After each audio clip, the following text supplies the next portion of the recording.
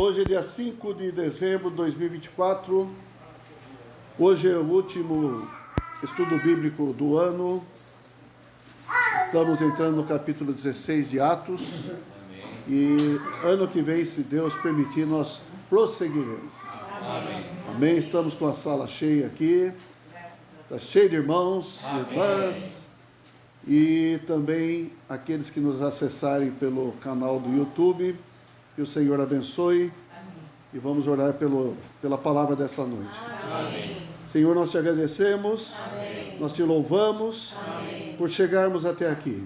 Amém. Senhor, nos tem abençoado. Amém. O Senhor tem falado conosco. Amém. Senhor, é isso que nós precisamos. Amém. Que o Senhor fale com cada um de nós. Amém. Nada tem sentido se o Senhor não estiver presente.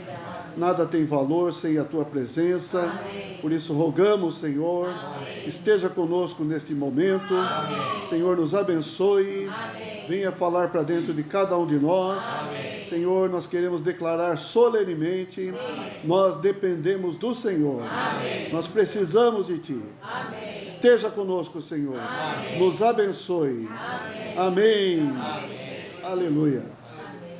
Muito bem. Então, no final do capítulo 15 de Atos, nós vimos que Paulo e Barnabé decidiram que deveriam voltar às cidades por onde eles tinham passado para revisitar os irmãos, para ver como os irmãos estavam, as igrejas que foram levantadas. E o que aconteceu? Barnabé queria levar com eles o primo dele, que é o João Marcos. João Marcos é primo de Barnabé. Mas João Marcos havia abandonado os apóstolos, os irmãos Barnabé e Saulo, na primeira viagem. Ele não conseguiu acompanhar. Por causa da viagem em si, as viagens eram sofridas, né? E tinha risco de vida também. Até no capítulo 15 a gente vê que o testemunho que deram a respeito de Paulo e Barnabé é que eles arriscavam as suas vidas para levar o evangelho. E realmente, pelo que nós vimos, passaram por muitas situações. E agora o Paulo achou que não era justo levar o Barnabé, levar o Marcos, o João Marcos junto, porque ele havia abandonado, havia deixado eles.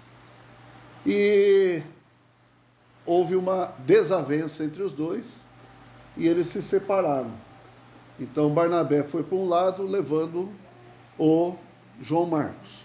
E o Paulo seguiu para outro lado levando Silas, tá certo? Silas, que tinha vindo de Jerusalém, era para ter voltado, mas ele resolveu ficar ali em Antioquia da Síria, que era a igreja na qual serviam Paulo e Barnabé.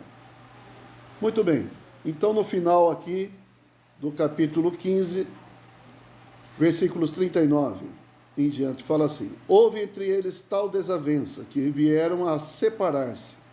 Então Barnabé, levando consigo a Marcos, navegou para Chipre. Mas Paulo, tendo escolhido a Silas, partiu, encomendado pelos irmãos à graça do Senhor, e passou pela Síria e Cilícia, confirmando as igrejas. Então, o início da viagem, da segunda viagem de Paulo, está aqui no final do capítulo 15, e aqui a partir do 16 nós vamos ver o desenvolvimento dessa viagem. Até o capítulo 18 é essa segunda viagem de Paulo com Silas, e nós vamos ver que outras pessoas serão agregadas a Paulo e Silas nessa viagem, tá? O relato da Bíblia permanece com Paulo. Nós não sabemos o que aconteceu com Barnabé. Então Barnabé foi para a ilha de Chipre com o Marcos. A Bíblia não foca nele, né? Mas foca em Paulo e Silas no caso. Isso quer dizer que Paulo é que estava correto e Barnabé estava errado? Alguns dizem que sim. Alguns dizem que não é bem assim. Isso fica a critério de cada um. Mas o fato é que nós, na Bíblia, vamos seguir a viagem com Paulo. Tá bom? Então, além de Paulo e Silas, nós vamos juntos. E aí, essa viagem, então, só para a gente entender, Barnabé e Marcos pegam um navio e vão para Chipre. Paulo e Silas vão por terra, tá? Fazendo um outro caminho, passando pela Síria, passando pela Cilícia, e aí nós vamos ver a sequência aqui. Eu vou falar a sequência até o final dessa segunda viagem. Eles partem de Antioquia da Síria, passam por Derbe e Listra, passam por Icônio, na região da Galácia, passam por Troade, entram em Filipos. Filipos é uma cidade já da Europa, Macedônia, aqui é falado Macedônia, tá? Macedônia é uma província romana, está dentro da Europa. Passa por Tessalônica, vai para Bereia, Atenas é na Grécia, Corinto também é na Grécia, certo? Tudo isso é Europa, né? E depois Paulo retorna via Éfeso, Cesareia e finalmente ele volta para Antioquia da Síria. Essa é a segunda viagem de Paulo, tá bom? Não dá para mostrar um mapa aqui, mas depois vocês, nas Bíblias aí normalmente tem um mapa da segunda viagem de Paulo, vocês podem ver, acompanhar aí, quem gosta de geografia, quem gosta de mapas, pode acompanhar e ver quanto que esse pessoal andou. Segundo consta, as viagens eram feitas de navio, embarcação, né? Vamos lembrar que o Brasil foi descoberto em 1500 por meio das caravelas portuguesas. E os portugueses eram avançados ali na questão náutica, etc. e tal. Mas aqui nós estamos que ano? 50, final dos anos 40, entrando nos anos 50. Deu para entender? Era bem mais rudimentar as embarcações, né?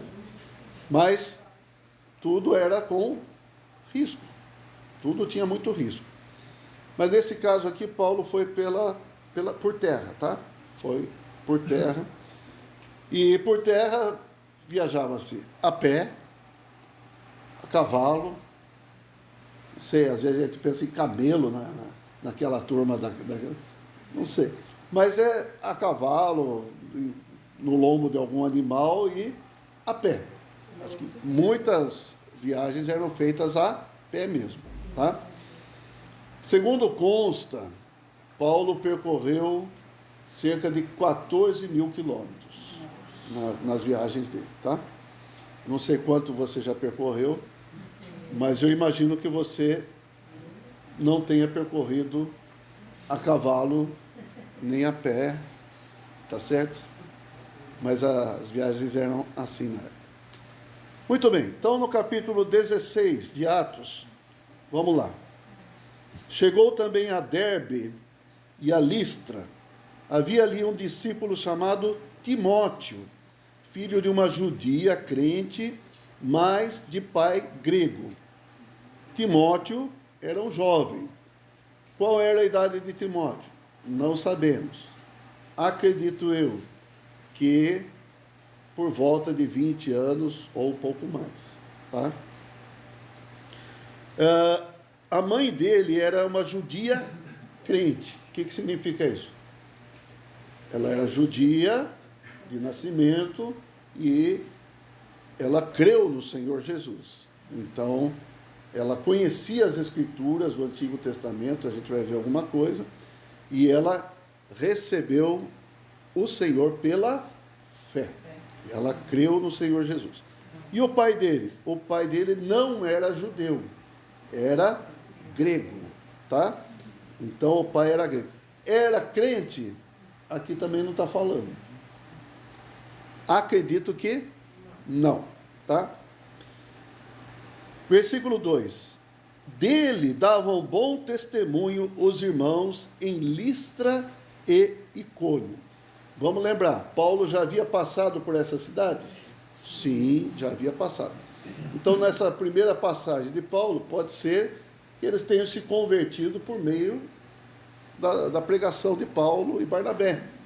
E agora eles estavam firmes no Senhor e eles moravam e tinham bom testemunho dos irmãos em Listra e Icônio.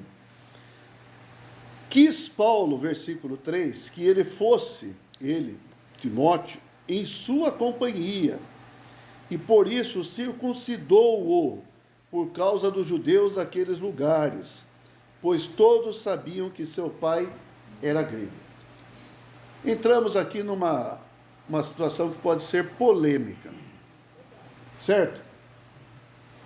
Um cristão precisa ser circuncidado para ser salvo? Não, já vimos isso nas semanas anteriores, tá? Que os judaizantes iam lá, os gentios que tinham crido no Senhor, vocês precisam ser circuncidados para ser salvo e tal. E agora o próprio Paulo quer levar o Timóteo junto. Ele não era circuncidado, porque o pai dele não era judeu, certo? Mas a mãe era. Então ele não havia sido circuncidado. Mas Paulo circuncidou. Eu posso entender o seguinte: é para não ter tanto problema, porque aonde Paulo passava, ele pregava o evangelho para os gentios, para os judeus, mas sempre tinha os judeus, certo? Os judeus estavam dispersos por todo lugar. Então, para economizar conversa, Paulo circuncidou o Timóteo. Justifica, não justifica, isso é um outro assunto, tá? Lembrando que, numa outra situação, ele levou Tito, e Tito não foi circuncidado, tá bom? Então, a gente pode aplicar o seguinte: Paulo se fez fraco para com os fracos, judeu para com os judeus. Pode ser aplicada essa flexibilidade de Paulo para acelerar um pouco a questão com os judeus, tá bom? Para não ter tanto problema com os judeus. Acredito que seja isso. Vocês podem perdoar Paulo por causa disso ou não? Aí fica a critério de vocês. Um dia nós podemos perguntar para Paulo: Paulo, você acha que você fez certo? Aí ele pode explicar para a gente. Mas esse é o fato, né, irmãos? O Timóteo era um jovem que foi com Paulo, seguindo Paulo nas suas viagens. O que acontece com esse Timóteo? Esse Timóteo era um jovem, então, e eu queria ler alguns versículos aqui para a gente entender que ele tinha um conhecimento da Bíblia por meio da sua mãe e da sua avó. 2 Timóteo, capítulo 1, versículo 5.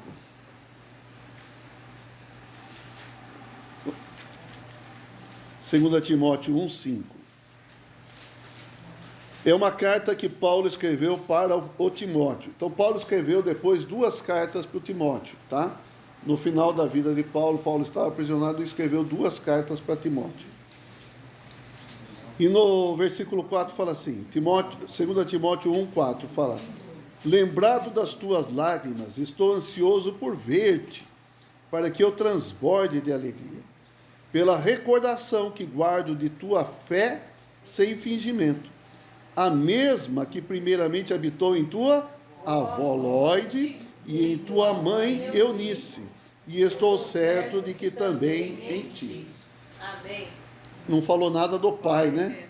O pai grego, acho que estava nas filosofias lá, né? Mas falou da avó e falou da mãe. Então aqui eu queria até destacar: avós têm um valor para passar para os netos também. Amém. E as mães, sem dúvida, né? Amém. Então, essa fé habitou na avó, habitou na mãe, e ele está falando, e em você também, tá? Amém. Capítulo 3, versículo 15, aqui mesmo, 2 Timóteo, tá? Oh, Senhor Jesus. 14, vamos começar do 14. Capítulo 3, versículo 14 de 2 Timóteo. Tu, porém, Paulo está falando para Timóteo, permanece naquilo que aprendeste e de que foste inteirado, sabendo de quem o aprendeste. Olha só o que fala. E que desde a infância sabes as sagradas letras que podem tornar-te sábio para a salvação pela fé em Cristo Jesus. Ou seja, desde a infância ele aprendeu as sagradas letras de quem? Da mãe, da avó, certo? E essas sagradas letras são o quê? As Escrituras, são o Antigo Testamento. Então a mãe, a avó contavam, liam a Bíblia de então para eles. Pais, mães, avós, por favor, leiam a Bíblia para os seus filhos. Amém. Para os seus netos. Amém. Amém? E as sagradas letras podem tornar-te sábio. Ou seja, você vai instruindo a criança na Bíblia, vai ter o tempo certo em que ela vai crer. Ela vai suscitar nela a fé para ser salva. Salva pela fé em Cristo Jesus. Amém. Ó Senhor Jesus. Então isso aconteceu com Timóteo. Essa palavra infância quer dizer não falar. Ou seja, desde o tempo em que a criança não fala ainda. Ou seja, desde bebezinho, a mãe, a Lloyd, estava falando, estava transmitindo para ele as sagradas letras. Amém, Senhor Jesus. Isso é o significado de infância, né? Então é isso, a gente não pode bobear. Grenda, logo vem aí, né? Então, é o que? O que vem aí, Grenda? Uma menininha. Aurora? Aurora, né? Aurora. Então, quando a Aurora chegar, você já está falando, né? Ô, Aurora, vou contar uma história da Bíblia para você. É assim ou não, Aurora? Amém. Então, isso é importante, irmãos. O mundo não espera. É verdade. O mundo quer entrar o mais rápido possível no coração das nossas crianças. Sim. E entra ou não entra? Entra. Então nós precisamos ter um encargo, né? Você também que tem a menininha, como é que chama a menininha? A Maria. Então, também precisa ler a Bíblia para ela, tá? Os avós também. E vai por aí.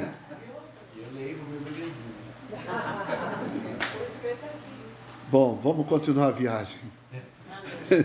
Então, voltando para Atos 16, versículo 4 agora. Ao passar pelas cidades, entregavam aos irmãos para que as observassem as decisões tomadas pelos apóstolos e presbíteros de Jerusalém. Isso nós já vimos nas semanas anteriores.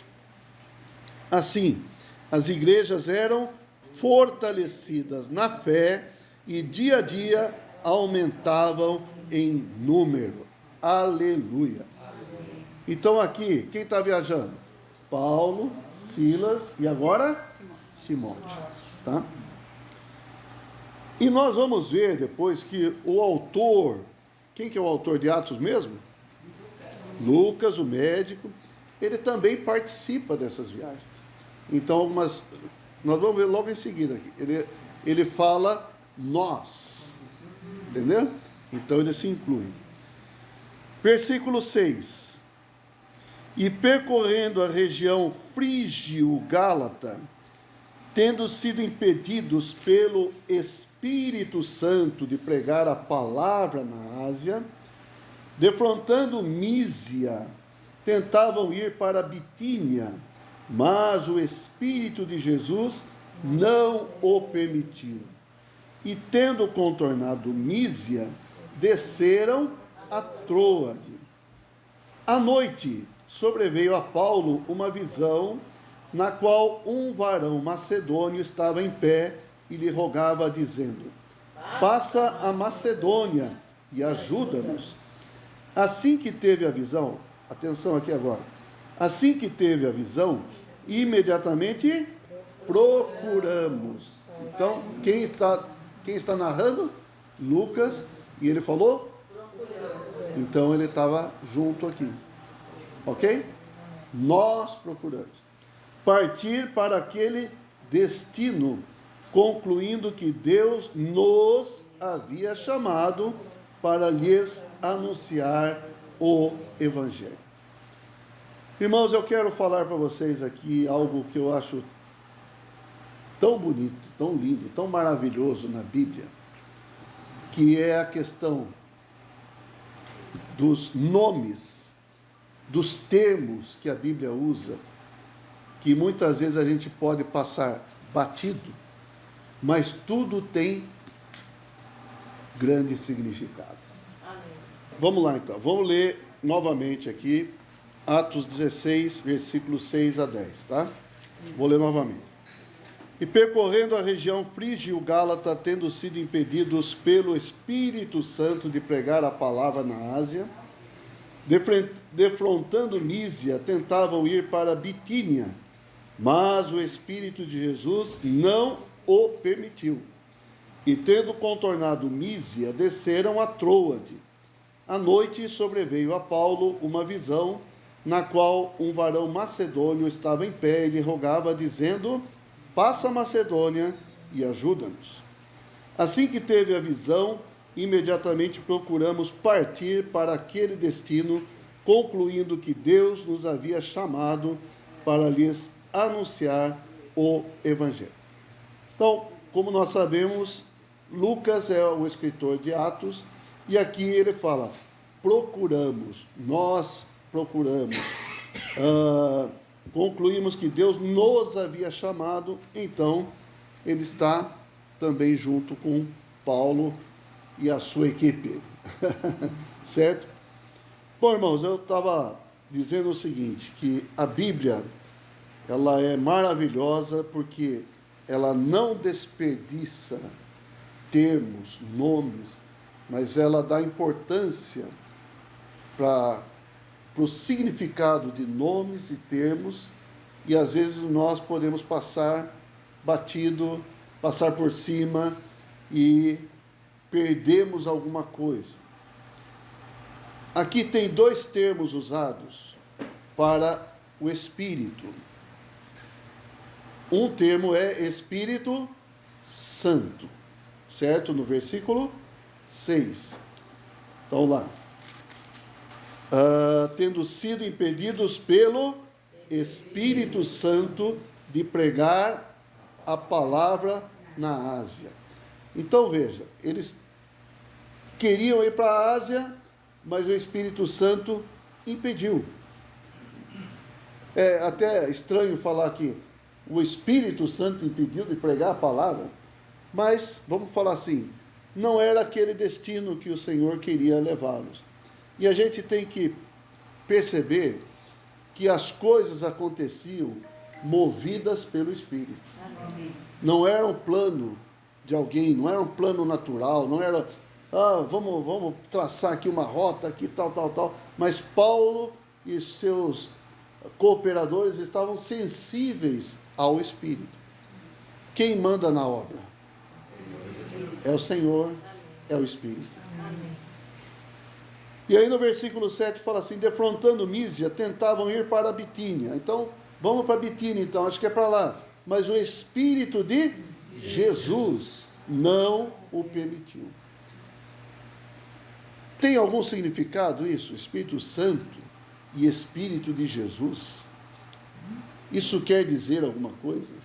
Ou não quer dizer nada? Ou é tudo a mesma coisa? Cada um é um. Cada um é um? São dois espíritos diferentes? Não. Cada um é um. Mas o nome, o termo usado, indica algo diferente. Está dando para entender? Há somente um Espírito. Estamos claros.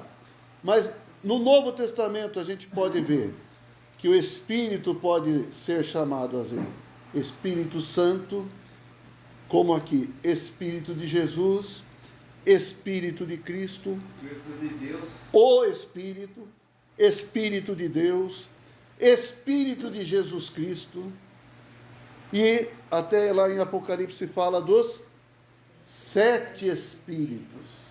Será que é um Espírito? Espírito número 1, Espírito número 2? Não, é um Espírito só, mas com uma intensidade setuplicada. Tá bom? Isso é uma outra história. Então eu queria usar a Bíblia para mostrar que tudo tem significado e nós precisamos aprender com a Bíblia a apreciar a própria Bíblia. Amém. Amém? Amém. Olha só, com relação a nomes, eu queria que vocês abrissem Gênesis capítulo 14.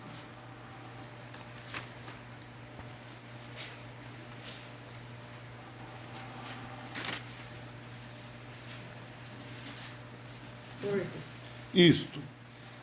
Este momento é o momento em que Abraão saiu para guerrear com reis que tinham vencido 5 reis e tal, e tinham capturado o seu sobrinho Ló. E ele, com 318 homens, foi lá e resgatou, tá certo? Isso significa o quê? É Deus, né? Deus. É Deus que fez. Então, no versículo 18, fala assim: Melquisedeque, rei de Salém, trouxe pão e vinho, era sacerdote do Deus Altíssimo, abençoou ele a Abrão. Presta atenção, aqui ainda é Abrão. Isso também tem significado. Depois o nome dele é mudado para Abraão. Isso tem significado. Bendito seja Abrão pelo Deus Altíssimo que possui os céus e a terra. Por que possui os céus e a terra? O Deus que possui os céus e a terra. Olha o termo que foi usado. Porque Deus tinha alguém na terra trabalhando por ele. Quem era? Abrão. Amém, Senhor. Então é o Deus dos céus, mas também Deus na terra, Amém. por representação de Abrão. Amém. Neemias, capítulo 2. Neemias. Senhor Jesus.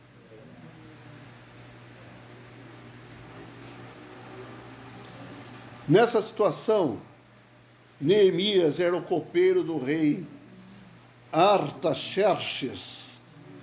Tem que caprichar agora, né? E ele era um judeu que estava servindo o rei ali, mas Jerusalém estava assolada, em ruínas, certo? Os muros derrubados, tudo mais. Ou seja, o povo de Deus estava desolado. Jerusalém estava desolado e o povo ali passando miséria, fome, etc e tal. E aí ele sente por Jerusalém e ele vai pedir algo para o rei. Então o versículo 4 fala assim, eu falei qual que é? Neemias 2:4, tá? 2:4 fala assim: disse-me o rei, que me pedes agora? Então o rei falou: você quer pedir alguma coisa? Fala. Ele orou, e olha como ele se refere: então orei ao Deus dos... Ele não falou do Deus dos céus e da terra, né? Possuidor dos céus e da terra. Por quê? Por quê? Porque aquela situação não estava... Deus não tinha uma representação na terra. Entenderam? O seu povo estava disperso, desolado, estava tudo em ruína. Jerusalém, o templo, os muros, estava tudo assolado. Tem significado então? Tem. Vou mostrar mais uma coisa aqui. Mateus capítulo... Os termos têm significado? Tem. Mateus capítulo 22.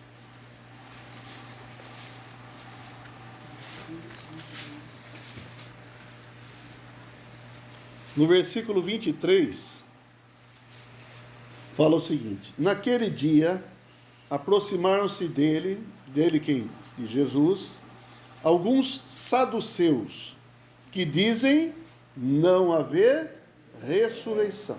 e lhe perguntaram. Então eles queriam pegar o Senhor lá numa armadilha de palavras lá e tal. E no final o Senhor falou no versículo 31. E quanto à ressurreição dos mortos, não tendes lido que o que Deus vos declarou? Olha como o Senhor fala, como o Senhor mostra para nós. Eu sou o Deus de Abraão, o Deus de Isaque e o Deus de Jacó. Ele não é Deus de mortos, e sim de vivos. Então ele pegou, está na palavra. Vocês leem a Bíblia, vocês leem as Escrituras, está escrito lá. Eu sou o Deus de Abraão, Deus de Isaque e Deus de Jacó. Deus não é Deus de mortos, Deus é Deus de vivos. Então existe a ressurreição ou não? Sim. Entenderam? Então veja, o próprio Senhor Jesus mostrando, quando Deus é chamado de Deus de Abraão, de Isaque e de Jacó, ele quer dizer que ele é Deus de vivos e Abraão, Isaque e Jacó um dia vão ressuscitar. Percebe? Existe a ressurreição ou não? Sim. Existe. E olha como o Senhor usa a palavra, né? A gente tem que aprender com o Senhor Jesus, né? Então isso mostra que a Bíblia dá importância ao significado dos nomes. E aqui, será que é por acaso que fala do Espírito Santo e Espírito de Jesus? Eu quero falar para vocês o seguinte. No Antigo Testamento, nós temos esse termo Espírito Santo. Algumas vezes, alguma tradução pode aparecer, mas não é, na verdade, é Espírito de Santidade. Tá? E Espírito de Jesus tem no Antigo Testamento? Obviamente que não, né? Então, no Antigo Testamento o que aparece? Espírito de Deus, Espírito do Senhor, que pode ser Espírito de Jeová, tá bom? É isso que aparece no Antigo Testamento. Quando que aparece Espírito Santo?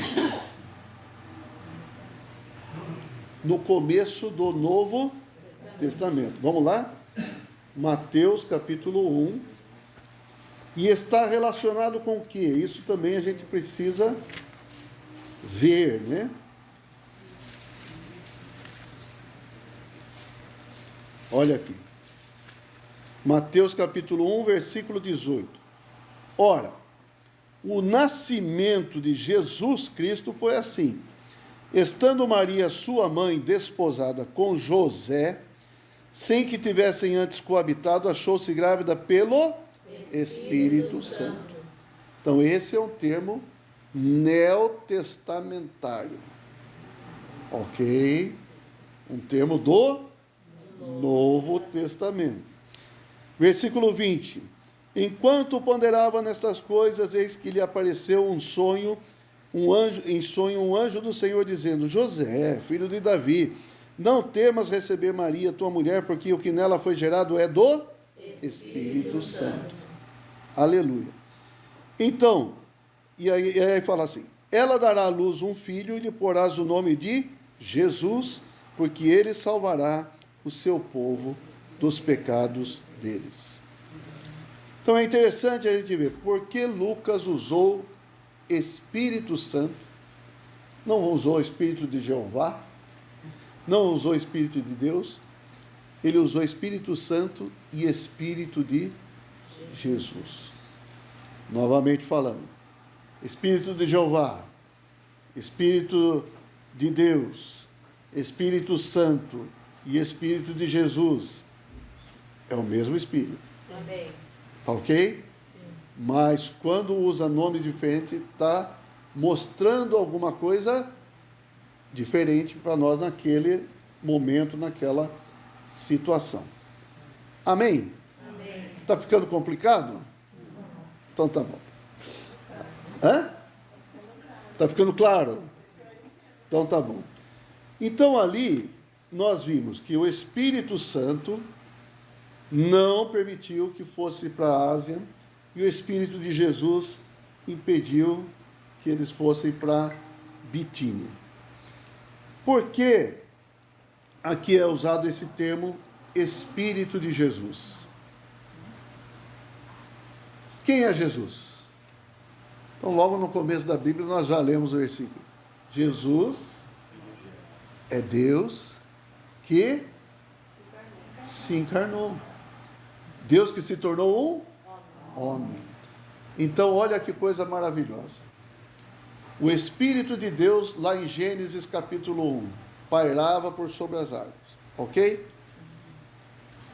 O Espírito de Deus, em Gênesis capítulo 1, tinha a experiência da encarnação?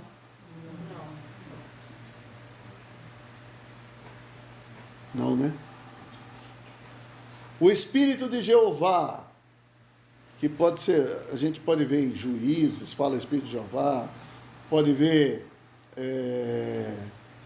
o Espírito do Senhor, né? Se apossou de Saul, tal, e ele profetizou, tal. Então o Espírito de Jeová se relacionava com o homem, pairava, revestia o homem, ou coisa assim? Sim. Mas ainda naquele tempo, no Antigo Testamento, o Espírito não tinha a experiência, posso falar dessa maneira, da vida humana. O Espírito só tinha elemento divino. E agora, quando fala Espírito de Jesus, eu até me arrepio, não sei se eu consigo transmitir para você. Agora, quando fala Espírito de Jesus, significa o quê? Deus entrou na humanidade. Senhor Jesus, amém. Deus experimentou a vida humana. Amém. Além do elemento divino do Espírito, agora no Espírito tem o elemento humano. Amém, Senhor Jesus. Dá para entender isso? Dá para perceber isso? Então Jesus, quando fala Espírito de Jesus, está mostrando quem é Jesus. É aquele que se encarnou, viveu por 33 anos e meio nessa terra. Ele sofreu? Sofreu ou não? Deus lá na criação sofreu o que Jesus sofreu? Não. Mas agora no Espírito, o Espírito que você e eu agora experimentamos, tem a experiência do sofrimento humano? Passou pela experiência do sofrimento humano? Passou. Ainda mais, algo que você ainda não passou, mas o Senhor já passou. Ele passou pela morte. Senhor Jesus, Senhor Jesus. Tem a experiência da morte no Espírito de Jesus? Sim. E ainda mais, ele ficou na morte? Não. Ele ressuscitou como o quê? Como um homem. Como um homem, ele ressuscitou. E como homem, ele ascendeu. E ele entrou na glória. Amém. Tudo isso é experiência de Jesus como homem. E tudo isso está onde? Hoje está incluído no Espírito. Amém. Aleluia, Senhor. Então, quando fala dessa experiência de Paulo ali, indo para a obra, fazendo a obra e sendo impedido pelo Espírito de Jesus, quer dizer, o Senhor sabe o que é restrição, certo? O Senhor também sabe o que é obedecer, fazer a obra, e tudo isso Paulo também está experimentando por causa do Espírito de Jesus. É bonito isso, não?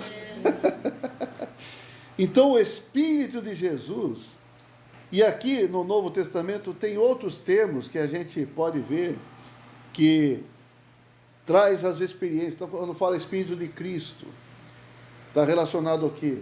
Aquele que fez a obra de Deus, aquele que foi aprovado, aquele que se tornou o Senhor. Então, o Novo Testamento fala Espírito de Jesus Cristo, Espírito de Cristo, Espírito daquele que ressuscitou. Tem tantos, depois vocês podem procurar na Bíblia. Tudo isso tinha no Antigo Testamento? Não. Olha como é importante aqui, ó. João capítulo 7.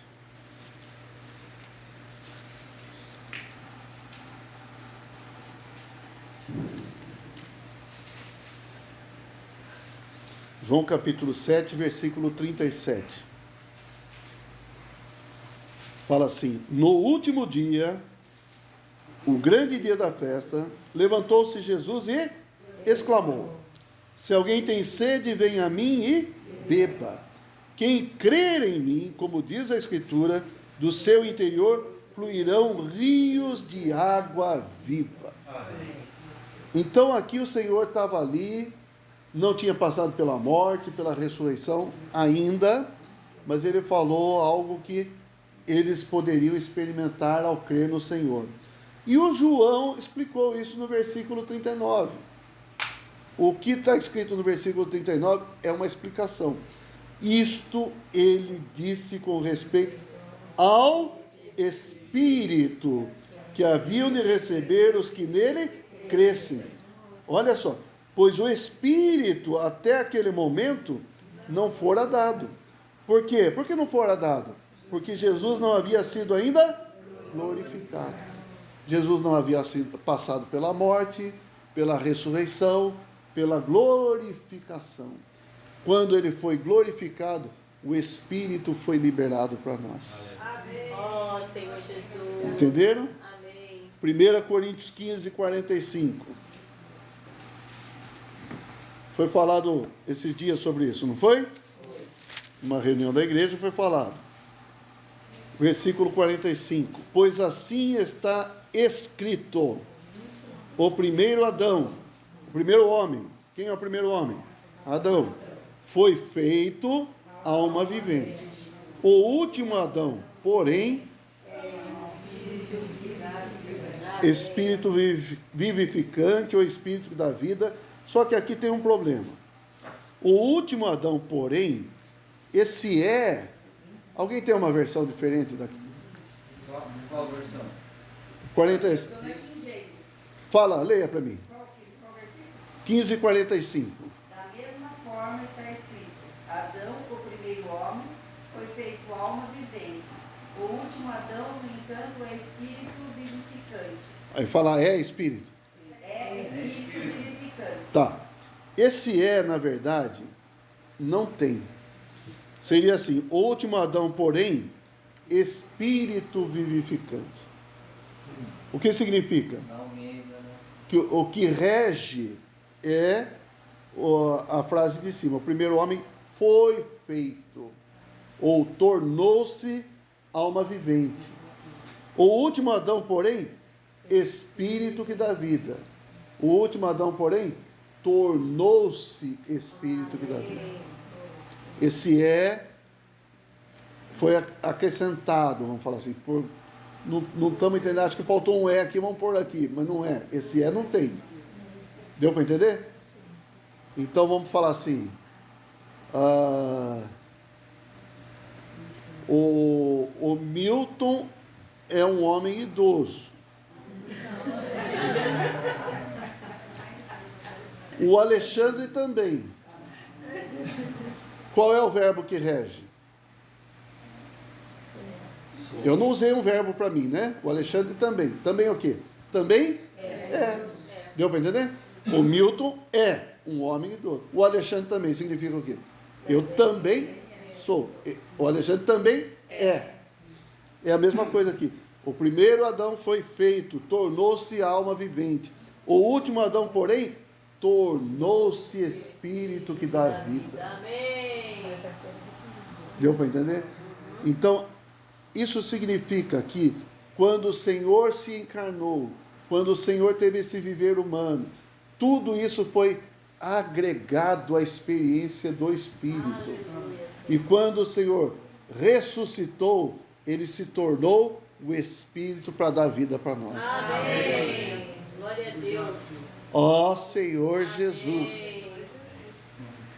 Por isso, o Senhor só soprou sobre os discípulos quando? Quando ele depois da sua ressurreição. Que agora ele podia ser liberado, né? Como Espírito que dá vida para dentro de... Irmãos, o que nós recebemos é o Espírito que dá vida. É o Espírito de Deus? É. É o Espírito de Jeová? É. É o Espírito Santo? É. É o Espírito de Jesus? É. É o Espírito de Cristo? É. É o Espírito de Jesus Cristo? É. E vai por aí. Tudo que nós precisamos está no Espírito. Amém. Glória a Deus. Ó Senhor Jesus. Amém.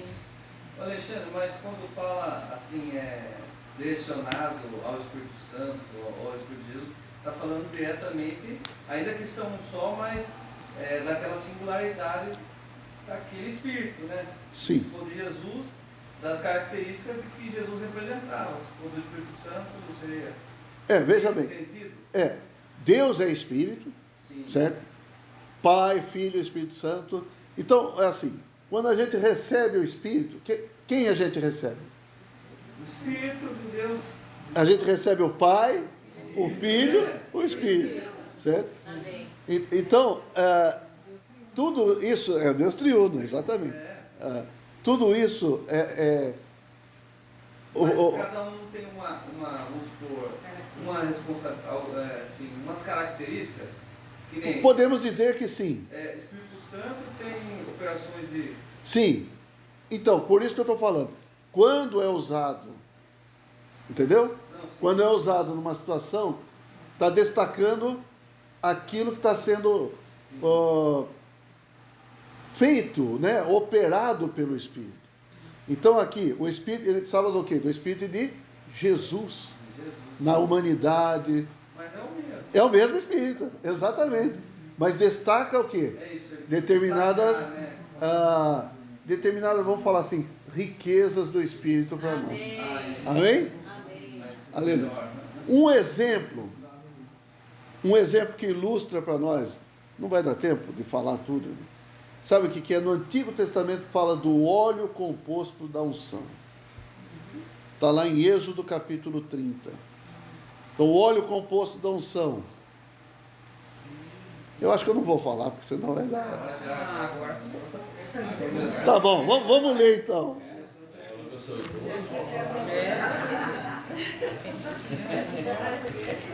Ai, ai, ai. Êxodo capítulo 30, versículo 22. Olha aqui. Tudo é tão maravilhoso, meus irmãos, que eu não sou capaz de falar a maravilha disso tudo. Disse mais o Senhor a Moisés: Tu, pois, toma das mais excelentes especiarias. Quais são? De mirra fluída, 500 ciclos. Então, essa é uma especiaria, mirra fluída. De cinamomo odoroso a metade, 250 ciclos. Segunda especiaria. Terceira especiaria, de cálamo aromático, 250 ciclos. De cássia, 500 ciclos. Então, são 4 especiarias, certo? De cássia, 500 ciclos, segundo o ciclo do santuário. E de azeite de oliveira, 1 hin. O azeite de oliveira representa o Espírito de Deus, certo? Por isso, quando falava da unção, os reis eram ungidos, os sacerdotes eram o Espírito ungindo, agindo naquelas pessoas.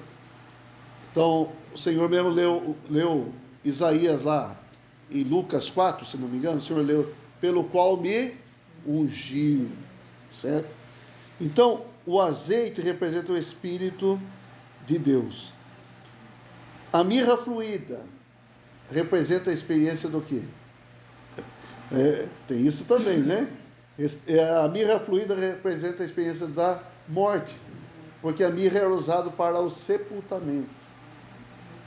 E aí tem o quê? Tem a cinamomo odoroso. O cinamomo é a canela, ok? Cinamomo é a canela, não a sua canela. A canela é a casca da árvore, né? Certo? Representa a eficácia da morte do Senhor. Isso não vai dar tempo de falar por menores. Depois tem o cálamo. O cálamo é uma planta que nasce no meio do pântano, certo? Então o pântano tem o quê? Morte. E a planta que nasce representa a ressurreição.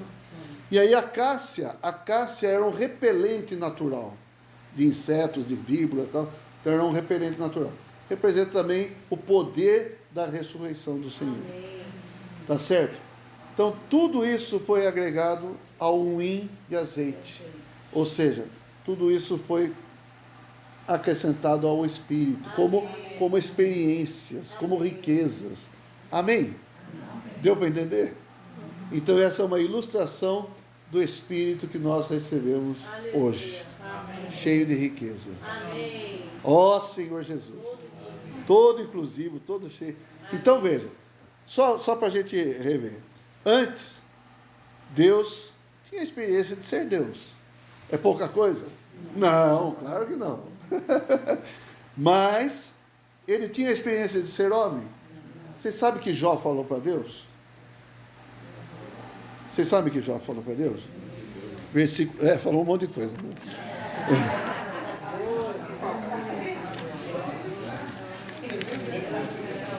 Jó capítulo 10.